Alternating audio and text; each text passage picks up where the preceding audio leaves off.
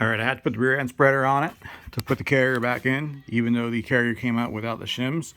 That would be because A, this is a different carrier, and B, there was slight wear and everything. The spreader has been backed off, and I'm ready to check my backlash. The measurement before I tore it down was 10 thousandths. Hopefully it does nothing but get tighter. And it's definitely tighter. We're looking at 7.